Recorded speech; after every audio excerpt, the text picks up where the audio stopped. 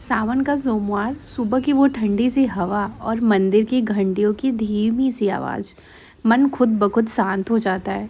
तो सुबह उठकर सबसे पहले तो मैंने साफ़ सफाई करी, नहाया धोया, पूजा की थाली सजाई और फिर पति देव के लिए चाय नाश्ता तैयार किया और ऑफिस के लिए टिफ़िन पैक किया।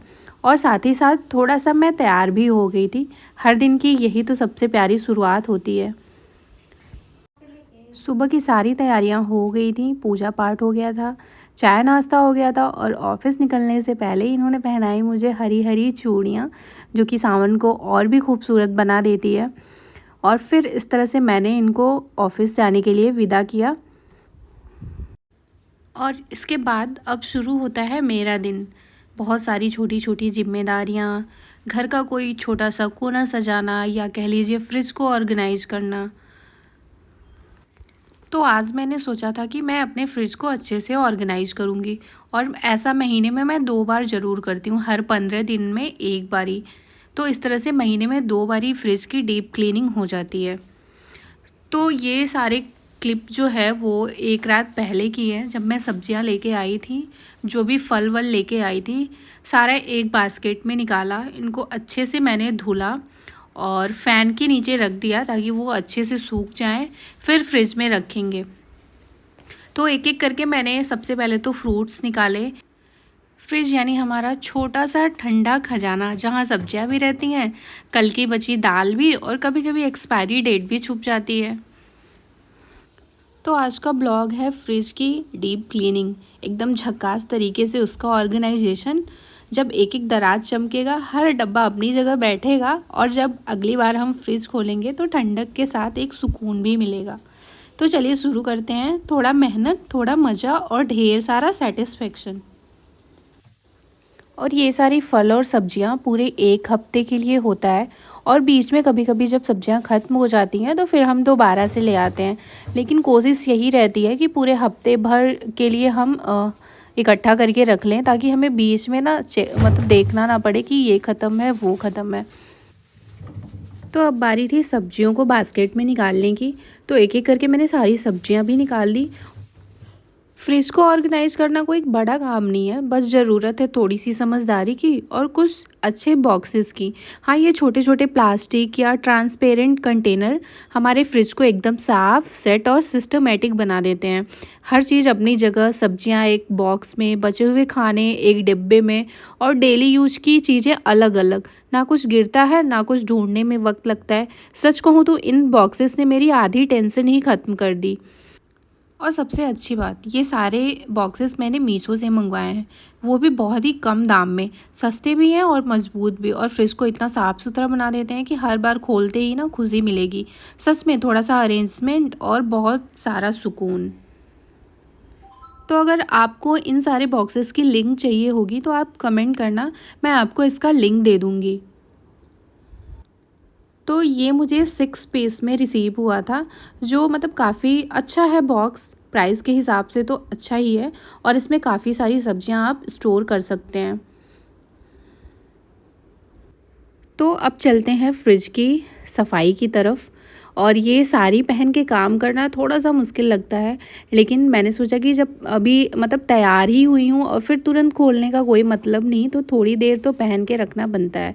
तो इसलिए मैं साड़ी पहन के ही भिड़ गई साफ़ सफाई करने में।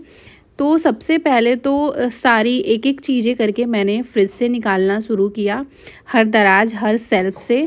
और साथ साथ एक्सपायरी डेट भी चेक किया, जो ख़राब हो चुका है उसे फेंक देना ज़रूरी है।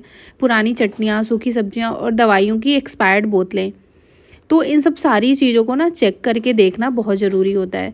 कभी कभी ये फ्रिज में हमारे पड़े पड़े बहुत ज़्यादा टाइम निकल जाता है।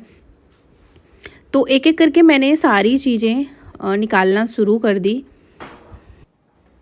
और अगर आपका फ्रिज डीफ्रॉस्ट वाला है तो सबसे पहले डीफ्रॉस्ट कर लीजिए। और एक बाल्टी में गर्म पानी, थोड़ा सा विनेगर या बेकिंग सोडा मिलाइए। एक साफ़ कपड़े से हर सेल्फ, दीवार, दराज को अच्छे से पोंछिए। और अगर कोई दाग ना हटे तो टूथब्रश या नींबू का रस काम करता है इसमें। और अक्सर ये होता है हमारे फ्रिज में चीज़ें थोड़ी बहुत तो इधर उधर गिर जाती हैं, लग जाती हैं। तो इस तरीके से नींबू की हेल्प से आप उसे साफ़ कर सकते हैं। और सफाई के बाद फ्रिज को सूखने दें, दरवाज़ा थोड़ी देर के लिए खुला छोड़ दें ताकि फ्रिज अच्छे से सूख जाए। और अगर आप चाहें तो इसमें एक कॉटन में थोड़ा सा एसेंशियल ऑयल डालकर रख सकते हैं, जिससे हर बार फ्रिज खोलने पर हल्की सी खुशबू आएगी। तो फ्रिज को तो सूखने के लिए छोड़ दिया है और अब बारी है अरेंजमेंट की। सबसे पहले चीज़ों की कैटेगरी बनाएं। सब्जियां, डेयरी, अचार, चटनी, बचे हुए खाने, स्नैक्स और दवाइयाँ, सबको अलग अलग रखना। इससे ढूंढने में आसानी होती है और फ्रिज भी बहुत ही साफ दिखता है। तो अगर ऐसे में हमारे पास ट्रांसपेरेंट बास्केट या कंटेनर है तो समझिए फ्रिज मैनेजमेंट आसान हो जाएगा। और अगर आप चाहें तो चीज़ों पे लेबल लगा सकते हैं। एक छोटे से लेबल से ना पूरी ज़िंदगी आसान हो सकती है और चीज़ों को ढूंढने में हमें आसानी हो सकती है। तो इस तरीके से मैंने सारी सब्जियों को कंटेनर में स्टोर किया।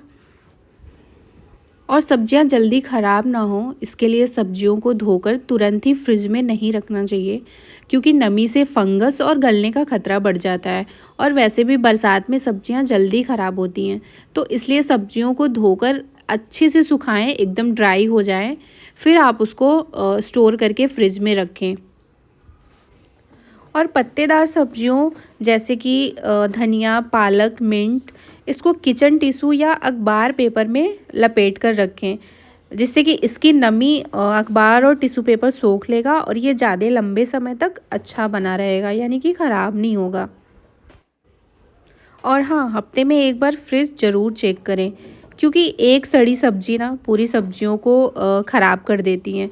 इसलिए थोड़ी सी समझदारी और सब्जियां लंबे समय तक अच्छी और ताज़ी रहेंगी। और साथ ही साथ ये कोशिश कीजिए कि जो चीज़ें ज़्यादा जल्दी इस्तेमाल होती हैं वो हमारे सामने ही रहें।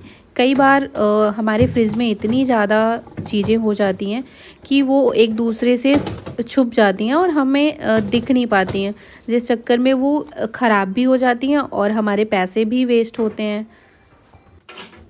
इसलिए फ्रिज में बहुत सारी चीज़ें ठूस के ना रखें। तो इस तरह से फलों को मैंने फ्रेश जोन में डाला और केले को मैंने रखा रूम टेम्परेचर पे, क्योंकि केला थोड़ा सा नाजुक होता है और वो जल्दी गलने लग जाता है। और इस तरह से सारी सब्जियों को भी मैंने अरेंज कर दिया उनकी जगह पे। और फ्रिज का दरवाज़ा अक्सर सबसे ज़्यादा अनदेखा किया जाता है, जबकि वही सबसे आसान एक्सेस होता है। इसलिए डोर में रखे सॉस, अचार, ड्रिंक्स और छोटी छोटी बोतलें।